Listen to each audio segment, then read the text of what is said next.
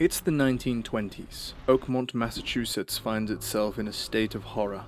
The streets are flooded, grotesque monsters slither from the floorboards, and starvation and madness grip the city. A lone PI, one Charles Reed, finds himself drawn to the city by visions and dreams, and sets out to explore their source. Before he even sets foot on the dock, a figure, dressed in a pale yellow suit, stands waiting, ready to greet Reed into the sinking city.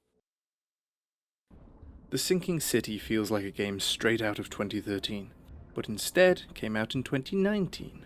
That's a whole year after Red Dead 2.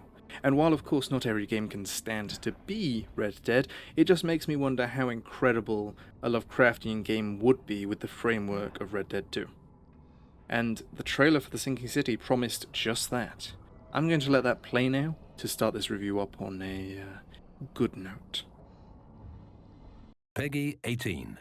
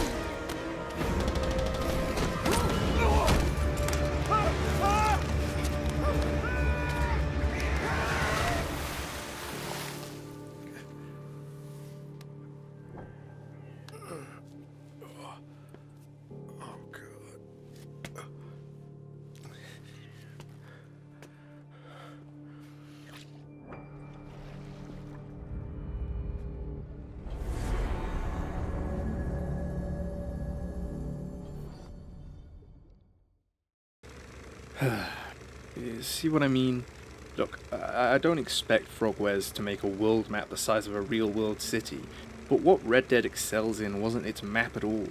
I believe it was much more impressive in terms of random encounters. You could have anything happen to you wherever you go, and while a lot of it wasn't unique or game-changing, it makes the game feel alive. The Sinking City, or any Lovecraftian game of this type, would be amazing if it just focused on that aspect. Random events on random streets that you may not ever see in a playthrough. Reward exploration with fucked up, confusing, and terrifying events. Allow me to give you an example of what I imagine would fit well into this type of game. A scream breaks the silence as a shot of wind erupts from nowhere, forcing open a door with a crash. Curiosity getting the better of you, you tentatively approach the door, weapon drawn. You climb the stairs of the ordinary-looking house, making note of the peculiar paintings and books that litter the staircase, all stained with blood. Following the droplets of blood that seem to guide you, you push open a door with the barrel of your gun and freeze. A dead, mangled corpse welcomes you, surrounded in a pool of its blood. Trails lead away from the corpse, up to the walls and through the door from which you came. One trail stops nearby, leading to a vase. As you approach it, the vase begins to shake. Suddenly, it begins to melt into a crimson mass of ooze. The thing approaches you slowly, and you open fire upon it. It shrieks and shrivels up, dead. You back out of the room, still coming to terms with what you saw. You make a break for the stairs, which are now empty and pristine, leaving behind only a few trails of blood. The door to the outside, which was once at the base of the stairs, is gone. Okay, I apologize for spending so much time at the review on that, but I wanted to probably highlight how impactful and important these random encounters could be if they existed. The Sinking City does have maybe 2 of these interesting throwaway events, yes, but they're all stuck into main story missions or side quests, which is fine, but it doesn't feel as natural. It feels like the devs are too scared for their players to miss big, cool events. This would be fine if it wasn't a game set in Lovecraftian mythos, but you want to create unique experiences for all of your players depending on their choices, their sanity, what they've seen in the past. You want to create an online community of people sharing what fucked up shit they've seen, and right there, that's how you create replayability. People searching for more events that intrigue your players. Not every event has to be an hour long, with unique enemies or interactions. They just have to be enough to confuse and scare, make the player think they're going mad. Have an enemy pop out of an alleyway, and when you shoot them, the screen flashes and ooh, they're actually an innocent human, you're just hallucinating. It's not the most creative thing in the world, but if you scatter these events around, and as long as they're all, or at least mostly unique, it creates a world that feels real, more alive, and that is one of the Sinking City's biggest shortcomings. The open world within the game feels like a cardboard cutout. There are several NPCs having interactions every now and again, but it's just copy and paste throughout the city. Once the interaction is done, they walk off as if nothing happened. It's honestly the main reason why this game feels like one from 2013. It has such a wonderful atmosphere, which is ruined and completely shattered by reused assets out the wazoo. Reused interactions and reused models for not only NPCs, but characters throughout the main storyline. So while listening to the mostly atrocious voice acting, you also get to look at the same faces you've seen on all the characters, just with a new piece of facial hair or a bloody hat. But enough about the world building. We're going to move on now to the puzzle and investigation aspect, as it is a detective-themed game after all. First off, the puzzles are linear. What do I mean by that? Well, if you figure out an aspect of the puzzle intuitively, you cannot proceed with the puzzle. Instead, you need to interact with every scrap of paper or painting in an area before you can properly proceed with the investigation. It's pretty common in most games, but it feels unrewarding in a game where you play as a PI, and you can't explore different options either. You have to go through the investigation A, B, C in order, otherwise things don't work or just don't trigger in general.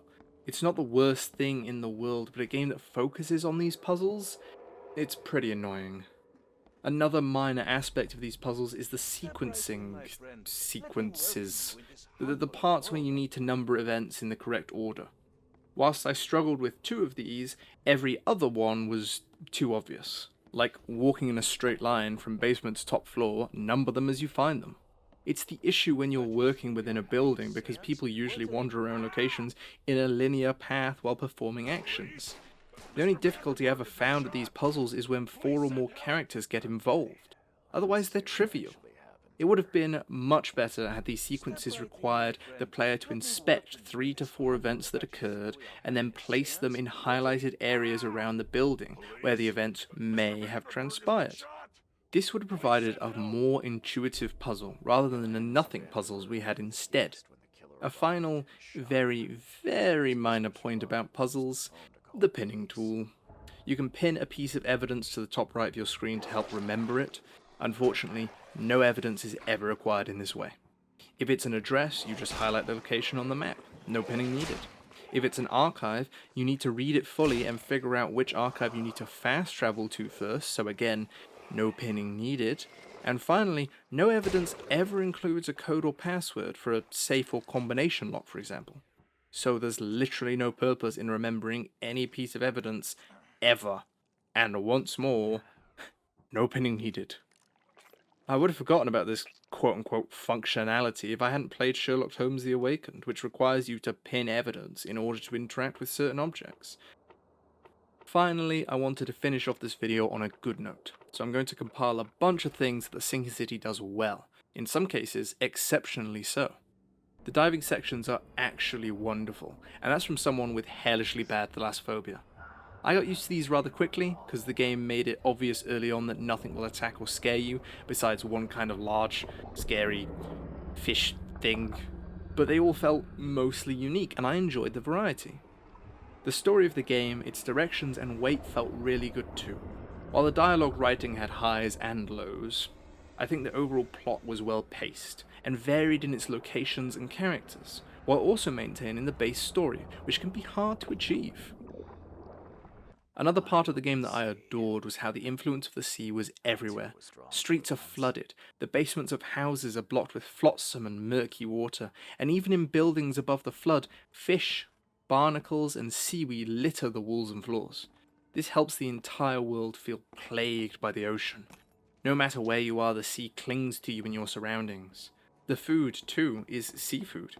Everywhere the call of the sea reaches, and I think that's wonderful in a game that takes much inspiration from Shadow over Innsmouth. Unfortunately, most positive aspects of this game only lead me to wistful thoughts such as, damn, this game could be really good if it didn't suck, and why can't this game just focus on its strong points, and not on needless mechanics and a massive open world that's just copy and pasted over and over again? But at least we had a few positive aspects. The positives of this game, and the huge improvements in The Awakened, a spiritual successor, helps me to find excitement for The Sinking City 2. Its trailer definitely didn't feel as clean as the first, and the deep ones, which in my opinion are one of the most dull aspects of Lovecraftian mythos, lacking the eldritch horror and huge scale of the cosmos, are likely going to bog down the story as the copy and paste enemies. I will definitely buy and review The Sinking City 2.